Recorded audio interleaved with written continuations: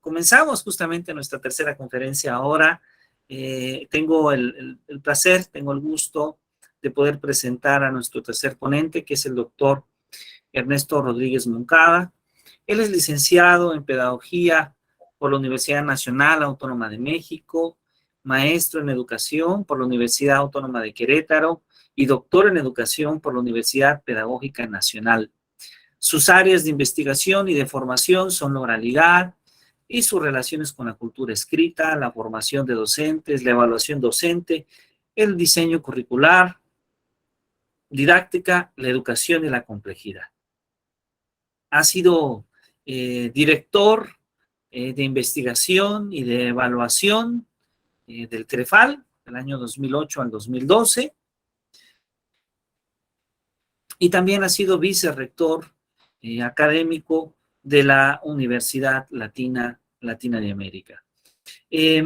Actualmente participa como profesor de la Escuela Nacional de Estudios Superiores de la UNAM, su sede en Morelia, y tenemos el privilegio de que participe también en el Centro de Investigación y Enseñanza de las Matemáticas.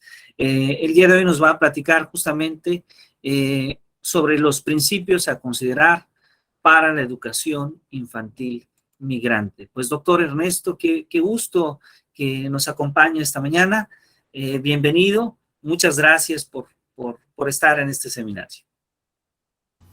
Hola Jesús, ¿cómo estás? Buen día. Buen día a todos y todas. Ha sido un poquito larga la jornada. Voy a intentar ser breve. Hay algunos puntos que me va a interesar trabajar en relación a la visión de la educación infantil migrante. Les comento nada más como referencia, tuve la oportunidad de trabajar con algunos compañeros para la elaboración de materiales educativos hace ya algunos años para población infantil migrante en el CONAFE y la posibilidad de participar en diferentes eventos sobre interculturalidad en donde el tema de la cuestión migrante estaba presente. Voy a ver si puedo subir una presentación, si no, voy exponiendo y se las mando también, Jesús. Déjenme ver si es factible subirla aquí, sin problema. Claro que sí, doctor, con mucho gusto, estamos acá pendientes.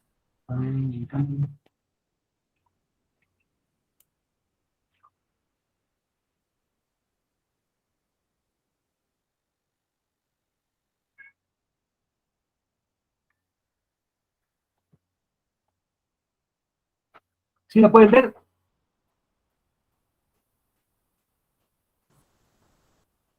Creo que apenas se está cargando, doctor.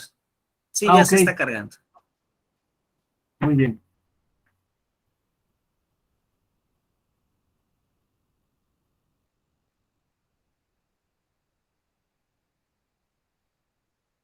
¿Ya cargó? Ya, doctor, ya cargó, exactamente. Ah, muy bien. Entonces la voy a pasar así porque luego cuando uno me pone en forma de presentaciones cuando empieza a fallar. Pero creo que alcanzan a leer, ¿no? Sí, doctor. Bien, estamos en un seminario de educación intercultural inmigrante. Mi nombre es Ernesto Rodríguez Moncada. Y voy a empezar comentando los aspectos generales de contexto que me parecen fundamentales. ¿Por qué? Porque vivimos, Edgar Morin dice que vivimos la mundialización. Uno de los puntos que yo quería comentarle al doctor, el primer ponente, es la cuestión de la globalización. Me parece que habría que cuestionar el concepto de globalización precisamente por lo que implica. Es un concepto fundamentalmente económico. Edgar Morin prefiere hablar de mundialización. ¿Por qué? Porque la mundialización no se centra solamente en lo económico, sino implica factores socioculturales, políticos, económicos, ambientales, etcétera, ¿no? Entonces, ese me parece que es un punto nodal e importante. ¿Y por qué lo señalo? Porque así como existen organismos y agentes económicos que intentan imponer una visión de mundo, sobre todo económica, de mercado, pues también existen otras instancias, otros organismos que se contraponen a ellos y que en un momento determinado posibilitan que la educación se mueva en caminos más libres, ¿sí? Y yo no comparto la visión precisamente de un mundo en donde todo es dominio, poder y control. decir, los seres humanos, nuestra subjetividad nos posibilita precisamente la libertad, la generación de cosas diferentes. Y eso es fundamental entenderlo, sobre todo a partir de lo que voy a exponer más adelante. Entonces, una primera idea en un sentido educativo que viene circulando desde hace años tiene que ver con la educación a lo largo de la vida. Y Rosa María Torres, una educadora, pedagoga ecuatoriana, tiene una homónima aquí en la Ciudad de México que trabaja en la UPN, que es rectora de la UPN. A la que me estoy refiriendo no es a la rectora de la UPN, me estoy refiriendo a Rosa María Torres, la pedagoga ecuatoriana. Pueden visitar su página electrónica que es Phronesis. Dice, el aprendizaje a lo largo de toda la vida debe adoptarse como un paradigma para todos los países, como un horizonte y como un principio activo para reconfigurar la educación y los sistemas de aprendizaje en todo el mundo. ¿Por qué quise iniciar con esta idea? Porque me parece que una educación para población migrante debe de centrarse en este principio. ¿Sí? Romper los esquemas precisamente de la escolaridad o de aprendizajes ligados a la edad, para centrarse precisamente en que a lo largo de toda la vida aprendemos. Y los migrantes, sobre todo los niños migrantes, que por esas condiciones de migración tienen que dejar la escuela, ¿no? Y a veces dejan un grado escolar y no se pueden inscribir al siguiente porque no terminaron el anterior y viceversa, esa serie de problemas que ahorita profundizaré. Requeremos pensar la educación de los migrantes como un aprendizaje a lo largo de toda la vida. Romper las estructuras de la escolarización tal y como la hemos visto. Ahora bien, también debemos de pensar en lo que la Agenda 2030 está planteando, sobre todo en el aspecto de salud, de sustentabilidad y en un momento determinado de lo que es la no violencia y la paz. Porque el proceso de migración, aún en las mejores condiciones, generalmente tiende a violentar. ¿Qué quiero decir? Que a veces, normalmente en las noticias oímos los casos trágicos, ¿no? De los que mueren en un tráiler, de los que son abandonados en el desierto, de los que son deportados, etcétera. Y no visualizamos, esas noticias a veces no nos hacen visualizar que el hecho mismo de tener que emigrar actualmente violenta, porque rompe estructuras culturales básicas. Y enfatizo actualmente porque la migración es un fenómeno connatural al ser humano. La migración como fenómeno connatural al ser humano quiere decir que a lo largo de toda la existencia del hombre, el hombre ha migrado.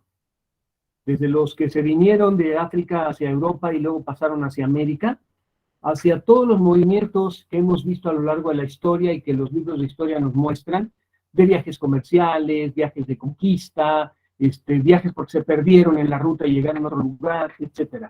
Es decir, la migración no solo es una migración que tiene que ver con búsqueda de trabajo en sí, o con condiciones desfavorables de vida.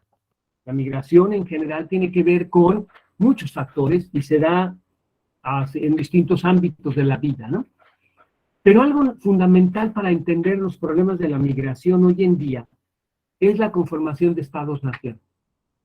Cuando no existían Estados-nación o no existía el concepto de Estado-nación, la migración era algo más natural. Si bien había fronteras de un imperio u otro, estas fronteras no eran concebidas en el mismo sentido en que hoy se concibe el Estado-nación. El Estado-nación creó fronteras interiores y exteriores artificiales. ¿Y qué quiero decir con artificiales? Que no están ligadas directamente a una lengua, a una cultura, sino a razones político-geográficas o de geografía política. Entonces podemos ver en el sur del país cómo la cultura maya fue dividida por fronteras entre Yucatán, Campeche, por ejemplo, interiores, ¿no? Yucatán, Campeche, Chiapas, pero hacia Guatemala, Belice, Honduras, también fronteras artificiales. Es decir, hay población maya en toda esa zona. Y para la población maya, pasar de un lugar a otro no es cruzar una frontera, sino es expandirse en los mismos ámbitos de su cultura y su territorio como cultura maya. Sin embargo, el Estado-nación constituyó fronteras que dijeron, el mexicano es guatemalteco, él es beliceño, y entonces, aunque seas maya y los de acá sean maya, históricamente los mayas hayan existido y vivido y dominado en esta zona, ahora ya no se puede. ¿Y por qué menciono esto? Porque sucede lo mismo hacia Estados Unidos, ¿no? por ahí los Tigres del Norte cantan una canción, ¿no? No crucé yo la frontera me atravesó. Es decir, California, y ahorita lo decía la doctora, pues es mexicana prácticamente, ¿no? Pero Texas, California y toda la zona sur de Estados Unidos era parte de lo que se constituyó como México, después de la independencia. Ahí también la independencia creó fronteras artificiales, evidentemente, ¿no? Es decir, fueron los principios de los Estados-nación.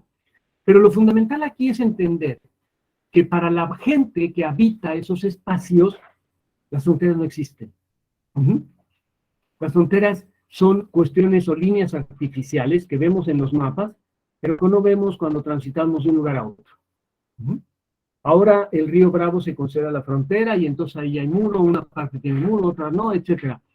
Pero quienes habitan la frontera, curiosamente, tienen una movilidad entre Estados Unidos y México importante.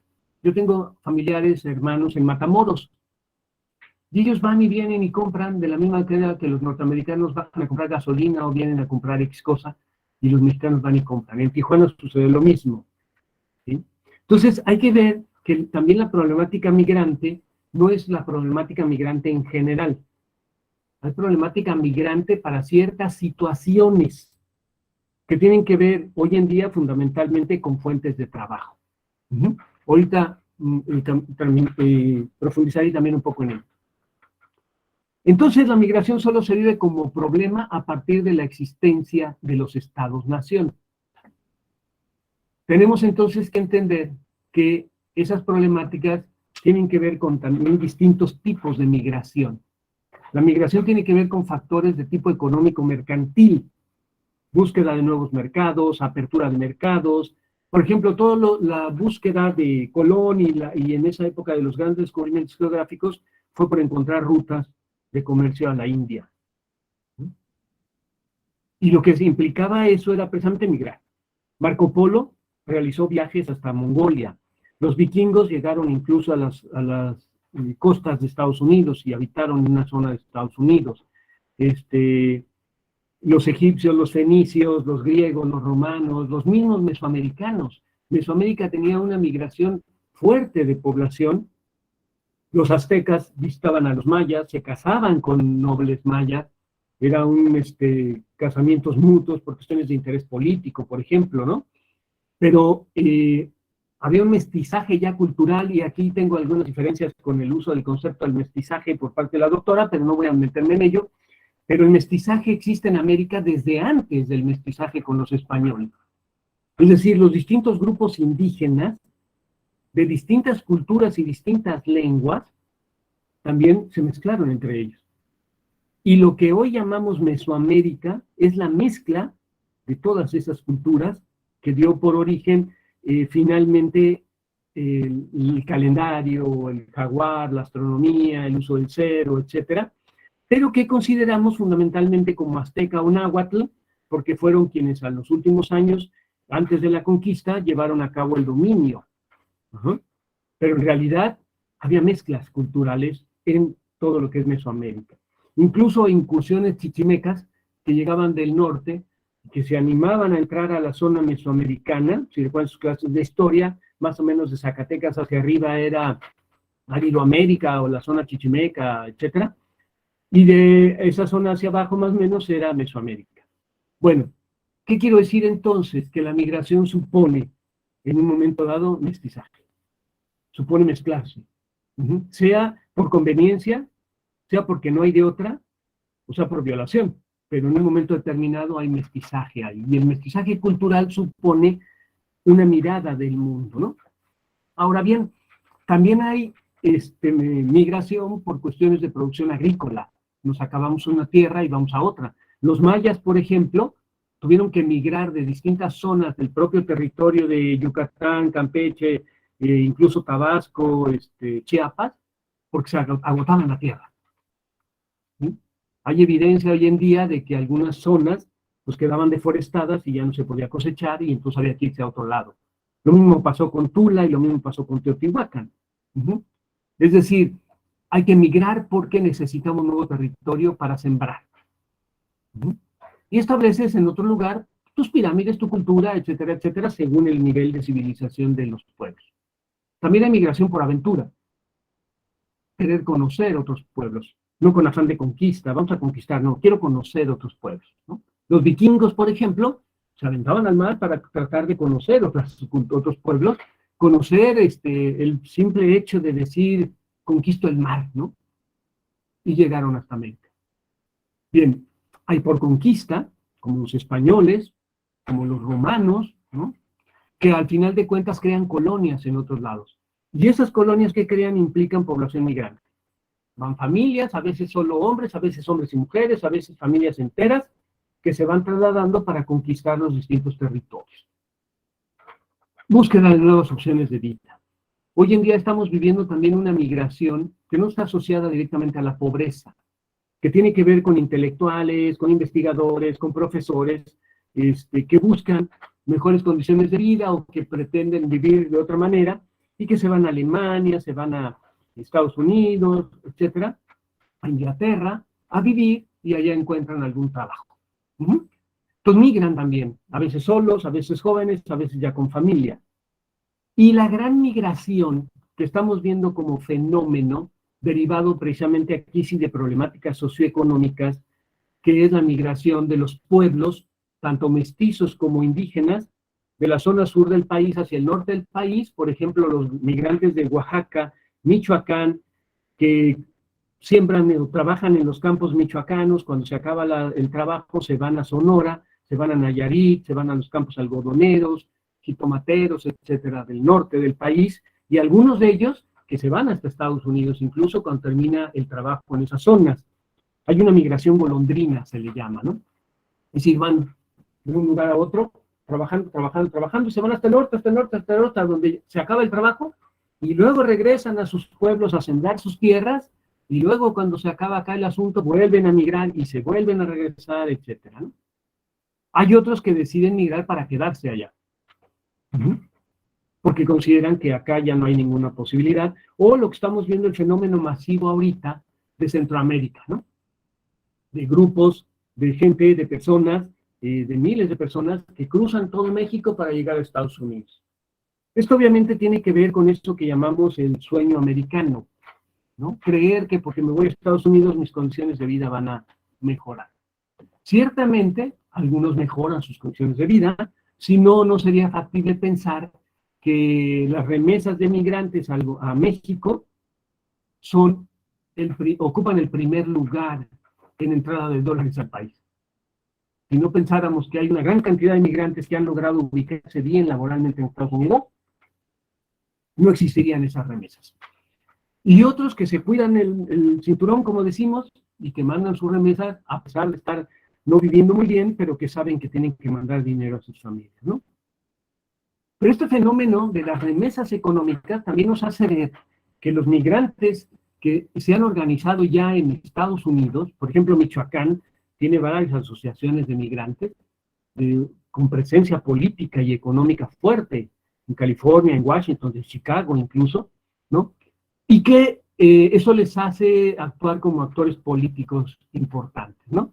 Y lo que estamos viendo en el actual gobierno federal de apoyo a los migrantes y de visitar a los migrantes y de que los migrantes apoyan al gobierno federal actual, tiene que ver con estas negociaciones políticas y de relaciones México-Estados Unidos, tal y como el Tratado de Libre Comercio lo está estableciendo, pero también porque la política que actualmente se está asumiendo tiene que ver con nuevas formas de relación con los Estados Unidos.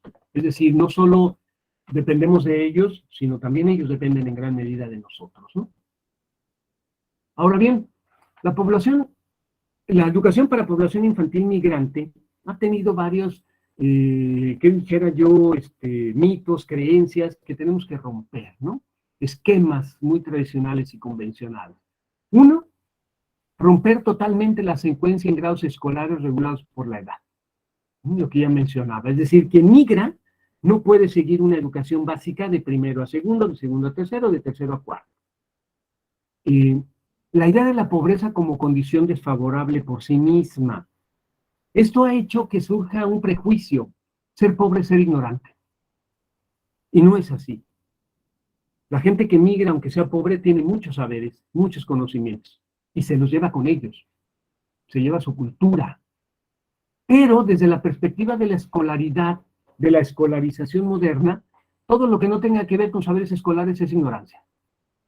Entonces necesitamos romper esa idea de que va de la mano con la idea, insisto, de que la pobreza implica condiciones favorables per se o ignorancia per se. No es así, ¿no? También las gentes que migran, aún siendo pobres, a veces son muy cohesionadas, a veces se solidarizan mucho, son muy cooperativas porque saben lo que implica la migración. Estos son valores y principios que son muy favorables para precisamente migrar. También existe la creencia en que los saberes de la vida y la educación informal no sirven. Es negar esos saberes. Necesitamos recuperar la idea de que la educación informal y los saberes de la vida son importantes en la conformación, en la formación de las personas. Y la escuela tiene que romper precisamente esos mitos. La reducción de la enseñanza y el aprendizaje a la lengua hablada y escrita. Existen múltiples lenguajes, no solo leer y escribir. Eso va de la mano con el concepto de analfabetismo, que se utiliza mucho en sentido peyorativo, pero además tiene mucho que ver con la negación de los saberes de la vida. Los saberes de la vida no son escritos, son orales fundamentalmente. La oralidad tiene una sabiduría impresionante. Entonces, necesitamos recuperar, o más bien romper la idea de que solo escribiendo se puede aprender, o solo hablando la lengua, y sobre todo la lengua española, se puede aprender. Y por último, la idea de la concepción de cultura como algo inamovible y cerrado. Las culturas son algo abierto. Si bien los indígenas preservan mucho de sus culturas ancestrales, no podemos negar que también ya han recibido mucha influencia de las culturas mestizas. Los pueblos indígenas, uno puede ir a Michoacán, a Charo, a Pátzcuaro, etcétera, tienen mucha influencia de la cultura mestiza, o española, o etcétera, ¿no? Al igual que en muchos otros pueblos. ¿Por qué? Porque la cultura es algo abierto, algo flexible. Bueno, los que migran no solo son indígenas, son mestizos también, lo cual implica que su cultura es abierta, que han recibido influencias culturales de otros pueblos, pero que además al llevarla a otros lugares, y lo vemos también en Estados Unidos, se enriquece y se amplía la cultura. Hay migrantes que hablan inglés, pero que no han dejado de tener sus raíces mexicanas, ¿no? O de la cultura de la cual surgieron, ¿no?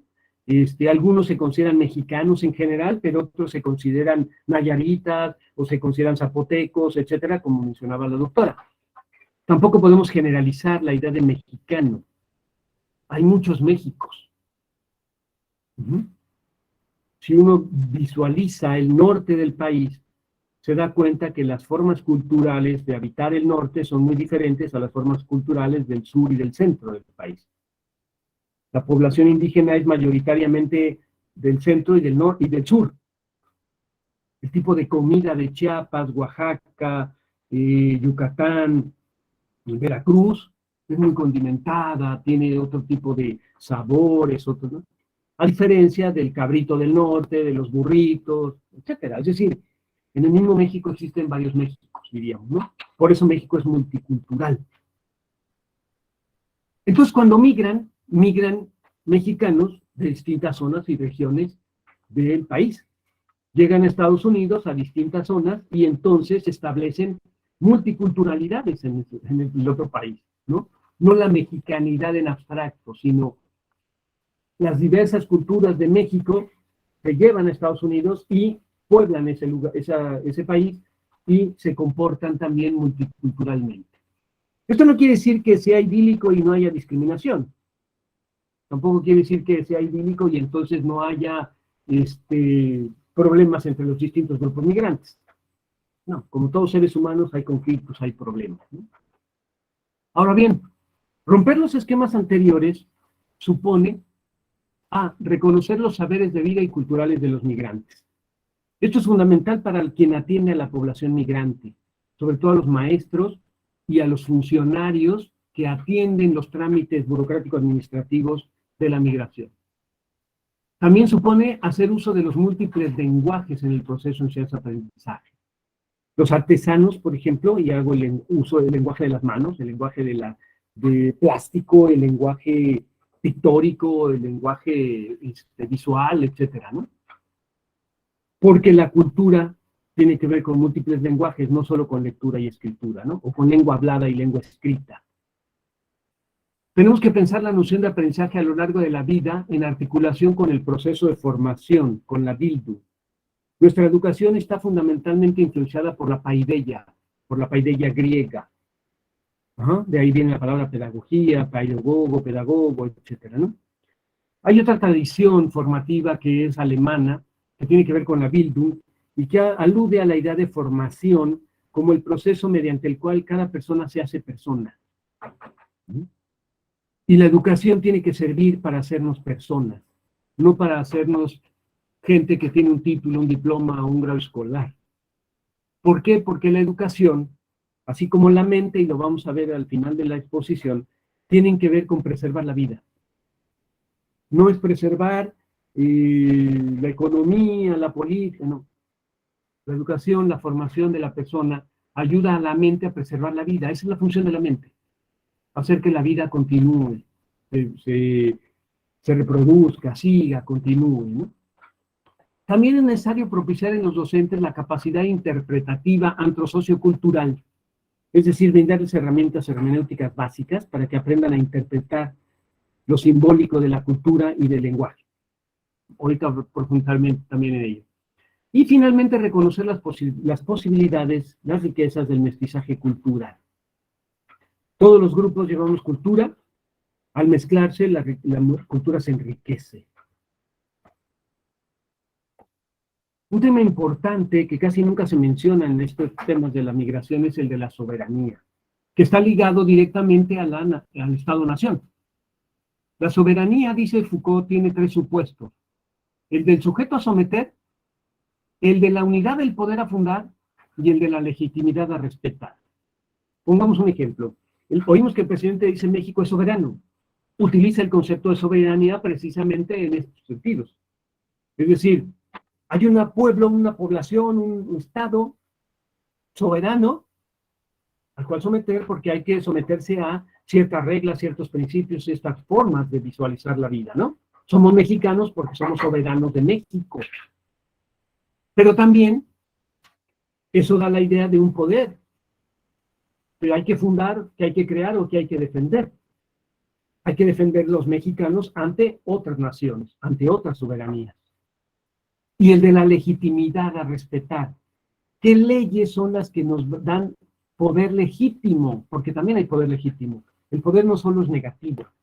Decía Foucault, el poder crea. El poder crea legitimidad. Pero para ser legítimo es porque reconozco la autoridad de alguien. La libertad no es anarquía o caos. La libertad es la convivencia de seres humanos en un espacio-tiempo determinado que supone la regulación a partir de normas o leyes. Pero esas normas o leyes deben ser legítimamente reconocidas por esas personas. El problema de las rebeliones y las revoluciones es cuando las leyes dejan de ser legítimas y entonces consideramos necesario cambiarlas por otras legítimas. Bueno, los migrantes migran a un país que se dice soberano y que hace respetar sus leyes. Ustedes han oído mucho a los políticos norteamericanos y a los policías norteamericanos decir que el problema es que llegan a violar las leyes norteamericanas. Y de hecho, un criterio, por ejemplo, para otorgarle a una persona que ha vivido en Estados Unidos muchos años, ¿cómo le llaman?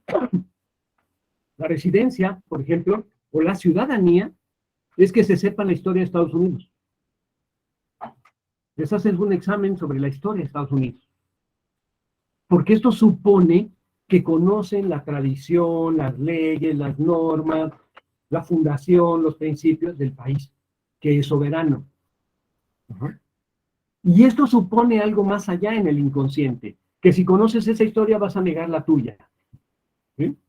No siempre sucede así, hay muchos migrantes que se conocen la historia de Estados Unidos, tienen su residencia o su ciudadanía, pero no por eso abandonan la cultura mexicana.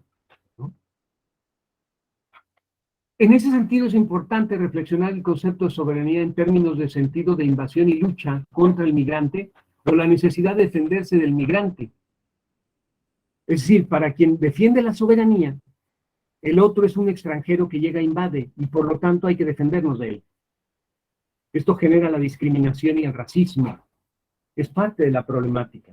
Pero si el que va de aquí para allá también plantea la idea de la soberanía, es más difícil establecer un diálogo entre soberanías y soberanías, porque cada una va a defender su legitimidad, su poder, su derecho. Entonces, la cuestión de la soberanía es un concepto que hay que trabajar y discutir cuando hablamos de población migrante, sobre todo los migrantes que deciden quedarse en Estados Unidos, ¿no? Esto implica un trabajo central con los docentes que tiene que ver con el lenguaje en varios niveles. El lenguaje, dice, pregunta Michel de Certeau, ¿está hecho de objetos pensados o poseídos o de palabras? Cuando hablamos de que el lenguaje hace una cultura, ¿qué es lo que contiene? ¿Palabras o contiene objetos culturales? El lenguajear como comunicación básica que defiende Humberto Maturana. Es decir, si se habla de diálogo en la cultura democrática, entonces tenemos que lenguajear. Pero lenguajear no es hablar la lengua. El lenguajear supone una concepción de vida, de mundo, que entra en contacto con otra. La construcción simbólica. El lenguaje construye realidad, pero a partir de simbolizar la realidad. Y esto es algo que plantea la hermenéutica, particularmente Riquet y Gadamer, ¿no?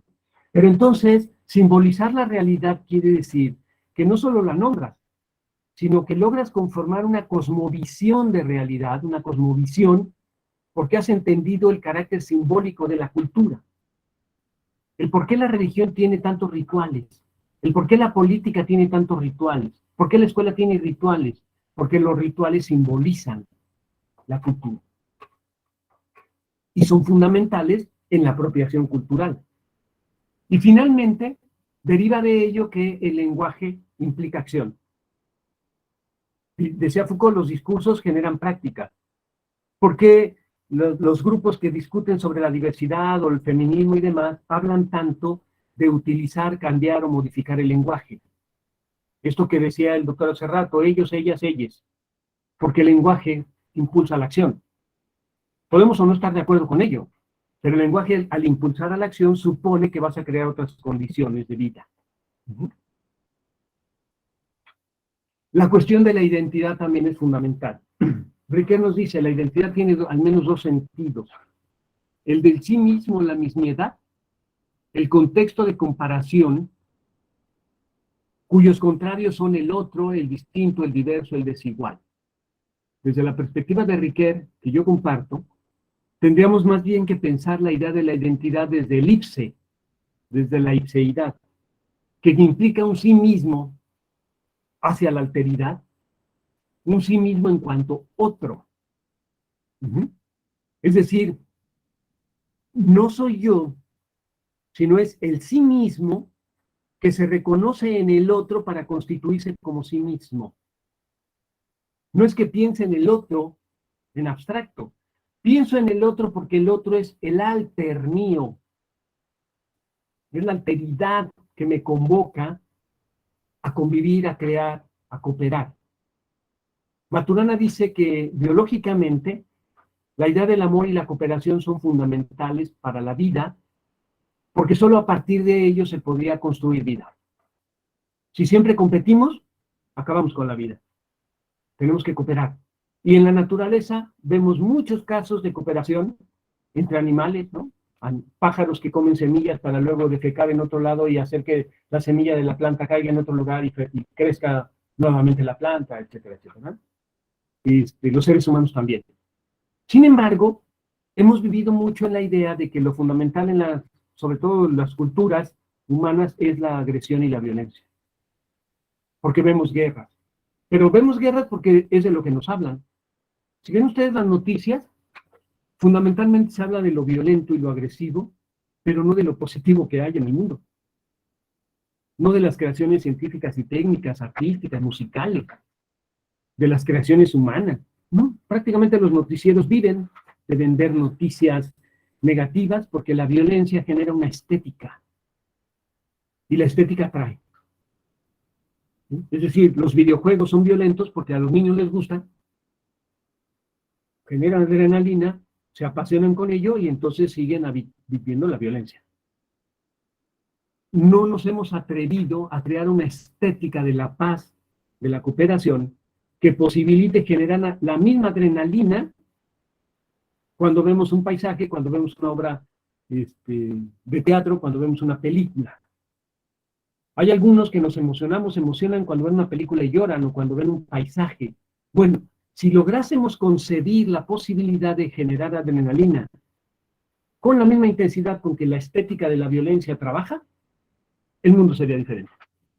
Y por eso son importantes los múltiples lenguajes. Porque los múltiples lenguajes nos harían precisamente sensibles a todo lo que el mundo nos ofrece. Decía Borges, en el mundo hay demasiada belleza. Pero parece ser que los ojos de la violencia con que nos han educado nos impide verla. Entonces tenemos que pensar la alteridad en ese sentido. Y no es el yo lo importante, sino el sí mismo. ¿Por qué? Porque el yo se ha vuelto una estructura ahistórica. Ahorita continuaré con ello.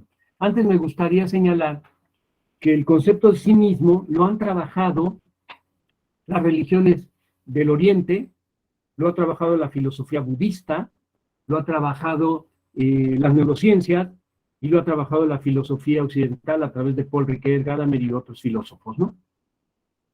El yo es ahistórico, permanente y sin cambio. Y mucho de la psicología del siglo XX se movió bajo la lógica del yo. Fortalecer el yo, trabajar el yo, la identidad del yoica, etcétera, ¿no? Paralelamente, otros psicólogos, Jung, los psicoanalistas, Jung entre ellos, hicieron ver la importancia del sí mismo. Porque el sí mismo es narrativo, cambiante y flexible. El yo existe en el ser humano, pero es una instancia. El sí mismo abarca al yo, al ello y al superyo. El sí mismo abarca prácticamente la totalidad de la mente. No solo la instancia consciente de lo real, que es el yo, sino es algo más profundo y amplio. En ese sentido, y quise poner aquí el símbolo del sí mismo de la India, el Kalachakra, sí mismo, porque si ven el dibujo de sí mismo, es como un mandala que tiene cuadros y círculos, que tiene diversos colores y diversos simbolismos, porque da idea de la integralidad cósmica del sí mismo. El sí mismo también está asociado a la espiritualidad.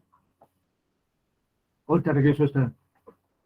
Desde la perspectiva de las neurociencias, existe un proto-sí mismo que tiene que ver con los sentimientos primordiales y está asociado a la parte reptilia, diríamos, del hombre, ¿no? Del cerebro.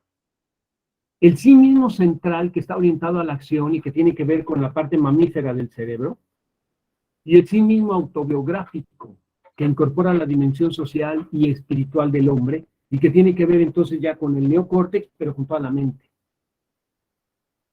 El sí mismo es protagonista y testigo, desvela en nosotros los procesos que llamamos mentales.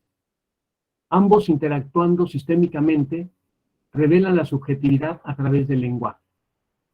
El sí mismo es la base del desarrollo espiritual. El sí mismo es entonces algo así como lo que Pessoa expresó en esta frase. Mi alma es como una orquesta oculta. No sé qué instrumentos tañen o rechinan en mi interior, cuerdas y arpas, timbales y tambores. Solo me reconozco como sinfonía. El sí mismo actúa como sinfonía. Es lo que nos constituye en la integralidad humana. Por eso, insisto, filosofías orientales, religiones orientales, las neurociencias, el psicoanálisis, algunas de sus vertientes, la filosofía hermenéutica, reconocen la importancia del sí mismo. Entonces, si queremos una sociedad mejor, tenemos que dejar de pensar en fortalecer el yo para pensar en trabajar el sí mismo. Y esto supone que los migrantes, cuando viajan, tienen un sí mismo constituido que les permita reconocer su espiritualidad y su cultura como parte fundamental identitaria. Si no, van a encontrarse en condiciones bastante desfavorables. Y lo mismo debemos de pensar para la población mestiza y para la población en general. Si no tenemos un sí mismo constituido, difícilmente podemos respetar al otro. Difícilmente podemos desarrollar la otredad y la alteridad. Difícilmente desarrollaremos el arte y la espiritualidad necesaria para la convivencia humana. El sí mismo como sujeto que conoce, es decir, mi sí mismo conoce, ¿no? Es un objeto también, dice, es más complejo que el sí mismo como objeto a conocer. Yo soy un sí mismo que puedo ser conocido, pero soy un sí mismo que conoce. Estamos en una dialéctica del conocer, conocerme, ¿no? El sí mismo opera en un registro sutil que a veces percibes y a veces no, pero siempre lo sientes. Abarca la personalidad y la identidad del dueño. Por ello está directamente asociado a las emociones, a los sentimientos, a los afectos. Y en ese sentido es que la parte espiritual, artística, de cooperación, de ayuda, de amor, está ligada al sí mismo. Porque como ven, desde las neurociencias, está asociado a lo sentimental, a lo afectivo. Este planteamiento lo pueden encontrar en un libro que se llama El cerebro creó al hombre, de Nemesio, del doctor Nemesio, Antonio Damasio, perdón, Damasio. La hipótesis del doctor Damasio es la siguiente: el soporte y la justificación del sí mismo y la conciencia es la regulación de la vida. Y vuelvo a lo que mencionaba hace rato. ¿Para qué aprendemos y conocemos? Para regular la vida. La mente humana tiene su objetivo fundamental es hacer que la vida florezca, continúe y se viva. Todo lo contrario a ello es atentatorio del sí mismo. Y por eso el estrés y la ansiedad y los suicidios y demás males mentales que vivimos hoy se desarrollan y se proliferan porque no estamos trabajando en sí mismo. Estamos trabajando el yo, nos quedamos en la esfera del yo. Y al quedarnos ahí, como el yo tiene que ver con la relación con el mundo, y el mundo me presenta facetas solamente violentas, mi yo se hace violento también. El sí mismo es una esfera de la mente que posibilita reflexionar, pensar, trabajar, todo lo que vive a partir del manejo de las emociones. Y en ese sentido, es un control del yo y de lo que el yo puede provocar en el ser humano. Entonces es importante, insisto, los múltiples lenguajes, el trabajo con el sí mismo, la espiritualidad, si queremos realmente cambiar el mundo, ¿no? Los estados mentales no precisan de la subjetividad para existir, sino solo para ser conocidos por el propio sujeto. Es decir, la vida misma no necesita reflexionar sobre la vida misma para vivir. La vida se vive. Pero cuando queremos comprender los mecanismos de la vida para tratar de hacer que esa vida sea mejor, necesitamos reflexionar y entonces poner en juego nuestra parte reflexiva. Si ustedes se fijan, mucha gente en este mundo solamente vive. Los animales viven. No se la pasa pensando en qué será el amor, qué voy a comer, de qué estará hecha la comida. Los animales viven, las plantas viven, el planeta vive. Pero los seres humanos, no sé si por ventura o por desgracia que tenemos conciencia, nos planteamos y nos formulamos un montón de preguntas. Nosotros sí nos cuestionamos sobre ¿vivir vale la pena? ¿No? Y ahí está toda la filosofía existencial, ¿no? Nos preguntamos qué leyes son mejores, nos preguntamos qué es el amor, en lugar de sentirlo, ¿no? Esta parte racional es la parte que hay que controlar, dominar, trabajar, a partir del reconocimiento de que las emociones forman parte fundamental de la vida. Entonces, para existir, no para vivir, sino para existir, generalmente sí necesitamos reflexionar y pensar, porque también implica emociones. Y a veces pensamos de más en las emociones en lugar de vivir las emociones. Es decir, en lugar de fluir en la emocionalidad, nos la pasamos pensando por qué siento lo que siento. En lugar de vivir el amor, me la paso pensando ¿por qué estoy enamorado? ¿Y qué es el amor? ¿Y qué requiero para estar enamorado? ¿Y qué cualidades tiene el ser otro para ser amado? En lugar de vivirlo cuando lo sentimos, ¿me explico? Sobre todo hoy en día que hay tantos cuestionamientos precisamente por las cuestiones de género hacia las relaciones amorosas de los hombres y las mujeres y todos los géneros, ¿me explico? Parece que tenemos que pensar más antes de lo que sentimos. Y en el momento en que empezamos a pensarlo, nos limitamos, porque intentamos controlar. ¿Sí? Entonces, me parece que la educación migrante tiene que trabajar y transitar también hacia esta idea del sí mismo y del desarrollo del sí mismo, a partir de reconocer que los migrantes poseen cultura, pero que también han aprendido a lo largo de la vida utilizando muchos lenguajes. Si pensamos que muchos de los migrantes han sido artesanos, campesinos, que han trabajado con los animales, que crean animales, no podemos seguir pensando que no conocen o que son ignorantes. Lo que necesitamos más bien es que la escuela reconozca todos esos saberes y establezca los puentes necesarios con la escolarización para poder entonces realmente hacer un diálogo entre culturas, una educación migrante realmente intercultural, sobre todo porque en el caso de la binacional está atravesada por el uso de dos lenguas, por el uso de distintas culturas que tienen que ver con la conformación de, bueno, dije dos lenguas, pero en realidad no son dos lenguas, son muchas lenguas. El inglés, el español, las múltiples lenguas mestizas, perdón, las múltiples lenguas indígenas, y también los distintos usos de la lengua por las poblaciones mestizas. Hay muchas palabras, por ejemplo, de centroamericanos que no usamos en el español mexicano y que a veces nos impiden dialogar con los centroamericanos. Porque usamos distintos nombres, distintos conceptos, etcétera, ¿no? Aquí le dejo, muchas gracias. No sé si tengan alguna pregunta, comentario. Voy a cerrar la presentación.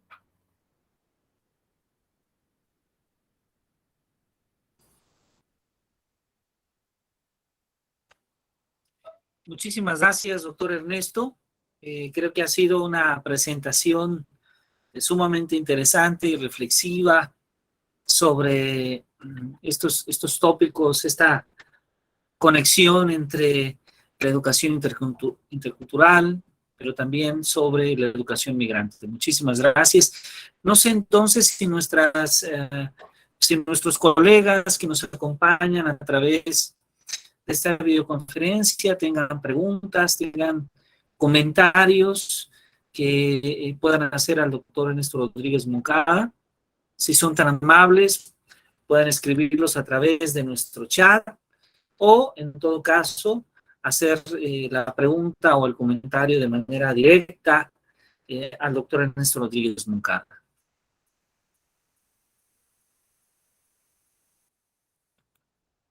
Adelante, por favor, si son tan amables.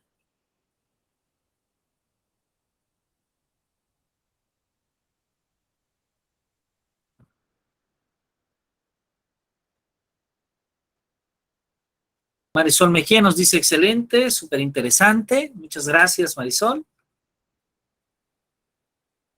¿Alguien más que tenga alguna pregunta? ¿Algún comentario para el doctor Ernesto Rodríguez?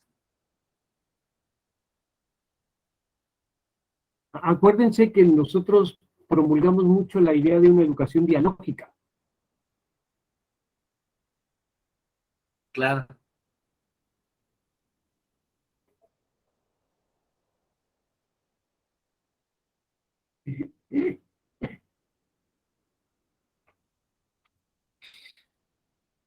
Sandra Lares nos dice un placer escucharlo, doctor Ernesto. Marisol Mejía, excelente, súper interesante. Muchas gracias, muy interesante la participación. De mucho provecho toda la información. Gracias por compartir con nosotros, Fabicita Paredes y Paulina Lisset Aceves. Doctor Ernesto, si me permiten, en lo que nuestros demás compañeros, compañeras, nuestro público que nos acompaña en esta conferencia, yo me permito hacer una pregunta. ¿Cuál tendría que ser entonces parte de la agenda o el programa binacional? ¿Qué tendría que tomar, qué elementos tendría que tomar como parte de su agenda para poder justamente desarrollar esta educación intercultural, esta educación migrante y, por qué no decirlo, también inclusiva? A mí me parece que tanto la educación migrante binacional como la educación escolar en general tiene que reconocer, va a parecer de verdad de perogrullo, que está trabajando con personas. Los migrantes o se vuelven un número estadístico o se vuelven pobres gentes que hay que atender. No son vistos como personas. En el momento en que miramos al otro, a la otra como persona, se rompen infinidad de esquemas respecto de la misma. Porque en el mismo momento en que reconozco que sabe algo, que no es un ignorante, que no por ser pobre tiene una serie de atributos negativos, en el mismo momento en que reconozco eso, el otro, la otra, está ya entrando en este juego de otredad, alteridad, en el que entonces puedo hablar. Entonces mi palabra va a ser escuchada. Entonces no solo digo burradas o barbaridades, digo cosas que vale la pena ser escuchadas, aunque estén equivocadas. El reconocer al otro como persona implica reconocer que hay errores, que no todo es cualidades, que también hay defectos, pero que como seres humanos, ¿no?, hemos aprendido de la vida y del mundo cosas, y que creemos en algo, y que amamos algo, y que hemos sufrido, y que a lo mejor hemos gozado también, ¿no? Eso me parece fundamental. Yo no veo nunca en ninguna agenda, ni en la 2030, ni en ninguna de todas las que he conocido a lo largo de los años, que utilice el concepto persona en su sentido profundo, ¿sí? María Zambrano escribió un libro que se llama Persona y Democracia, bastante bonito, además, se los recomiendo mucho. Pero si se fijan, la mayoría, hoy, sobre todo los sociólogos, actor social, agente social, son más de esos conceptos, ¿no? Persona. Porque la persona supone el sí mismo y la integralidad. Cada uno de nosotros somos personas, no somos gente, no somos población migrante, no somos números estadísticos, ¿no? Y eso es fundamental. Después de ello, derivarán precisamente el reconocimiento de que lo que tú sabes es algo importante para poderlo llevar a la escuela y poder intercambiar y dialogar. Pero si ni siquiera reconozco que eso que sabes vale la pena, ¿no?, que lo que necesitas saber es lo que el programa dice que necesitas saber, prácticamente no hay posibilidad de diálogo. Entonces, eso me parece, en segundo lugar, fundamental. El reconocimiento real, sincero, de que las personas no son ignorantes absolutos, como decía Freire, que algo sabe. Y tercero, que al ser personas y no ignorantes, entonces pueden participar de igual a igual en el proceso de construcción del conocimiento. ¿No? Porque no puede haber diálogo verdadero si yo digo que dialogo con alguien, pues que le hace falta conocer un montón de cosas, ¿no? Claro, hay quien tiene más aprendizaje, más conocimientos que otro. El punto no es ese. El punto es que si queremos construir conocimiento juntos, tenemos que colocarnos en el mismo plano de relación epistemológica y ontológica para el aprendizaje. Si no, no. Y por eso el concepto de persona es tan importante. Si es persona y yo soy persona, entonces estamos en el mismo plano ontológico. El ser persona. Al reconocer que no hay ignorantes absolutos, estamos en el mismo plano epistemológico. Entonces podemos dialogar de conocimientos y saberes. No los occidentales o norteamericanos son mejores, o los que la escuela tiene son mejores que los del campo, la vida, etcétera, ¿no? No, son otro tipo de conocimientos. Si ustedes ven a los niños en el campo, sobreviven en el campo sin problema. Pueden pastorear ovejas, reconocer plantas, cuidarse de animales, de bichos, etcétera. Cuando llegan a la escuela es cuando están en situación desfavorable, porque la escuela piensa que eso no sirve de nada y que hay que enseñarle otras cosas. Entonces, ese es parte del problema. Y mientras la escuela no reconozca eso y no se coloque en ese plano, pues evidentemente no va a funcionar en sus objetivos últimos, ¿no?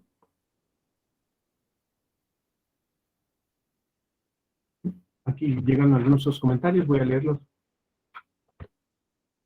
Muy bien. Pues muchísimas gracias, doctor Ernesto. Ah, perfecto. Marisol Mejía ha levantado la mano. Adelante, por favor, maestra Marisol. Sí, yo me parece muy, muy interesante todo lo que están mencionando y muy importante. Yo no trabajo con niños migrantes, yo trabajo con niños de calle. Pero esto último que está mencionando de no verlos como personas, sino como eh, niños de los que hay que tener lástima, pues desde ahí nosotros mismos, como docentes, estamos poniendo una barrera o sí, barrera, ¿no? De que el niño no sabe, no puede y no lo va a lograr. Me ha tocado escuchar comentarios en los que dicen, son niños de calle, no van a seguir estudiando, no van a aprender más allá, no van a salir de lo mismo. Entonces, si nosotros como docentes les estamos quitando ese ser persona, ese ser individuo, ese ser que también conoce, que también experimenta, que también siente, que también puede a nosotros transmitirnos conocimientos que ellos tienen de sus vivencias, pues desde ahí estamos, como docentes estamos mal, ¿no? Y estamos poniendo nosotras mismas o nosotros mismos una barrera para que el niño realmente acceda a este conocimiento que nosotros podríamos transmitirles. Otra parte que también decía, que dije, wow, o sea, también es muy cierto, él no sabe nada. La que sabe es la maestra o el maestro. Entonces tú no tienes derecho a opinar, tú no tienes derecho a hablar, y me ha tocado verlo, o sea, realmente no solo en situación de calle, sino en muchas escuelas en donde se prohíbe al alumno cuestionar o pensar por sí mismo, no, esto es lo que tú tienes que aprender y más allá no hay nada. No debes irte más para allá porque pues no es lo que estamos viendo, eso no es importante.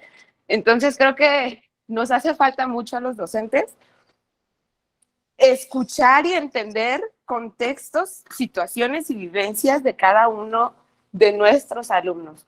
Abrirnos nosotros también a esta, o más bien dejar de pensar, como usted decía, en solamente fortalecer el yo como individuo, el yo individual, sino pensar más en colectivo y abrir este diálogo también con los alumnos. ¿Qué es lo que tú crees? ¿Qué es lo que piensas? ¿Qué es lo que sabes?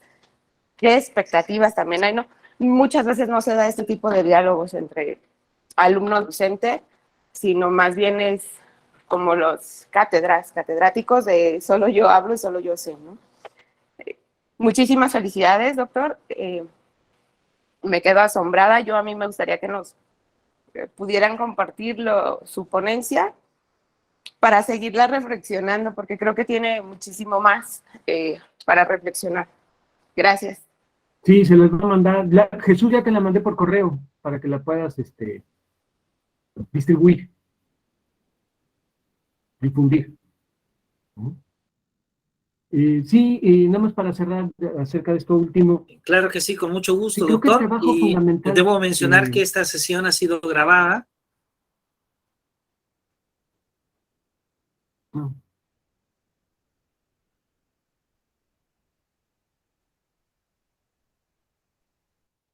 No te oímos. No, doctor, adelante, Bueno, sí, adelante, por favor, adelante. No, nada más para terminar, decía, el trabajo fuerte con los docentes. Yo vi la presentación, por ejemplo, ahora de la nueva escuela mexicana, y escuché a Ángel Díaz Barriga con comentarios muy favorecedores, favorables, positivos de la misma. Quisiera leer el documento. Pero me parece que en la propuesta siempre va a implicar el trabajo de nosotros los docentes. Cualquier propuesta mala la podemos mejorar los docentes, cualquier propuesta buena la podemos hacer mejor. Todo depende de que nosotros estemos convencidos de una auténtica formación de los jóvenes, las niñas, los niños, etcétera, ¿no? Entonces, no sé si hay algo más. Con esto me despido.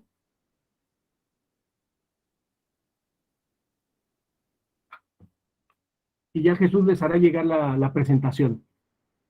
Yo les agradezco. Muchísimas gracias, doctor Ernesto.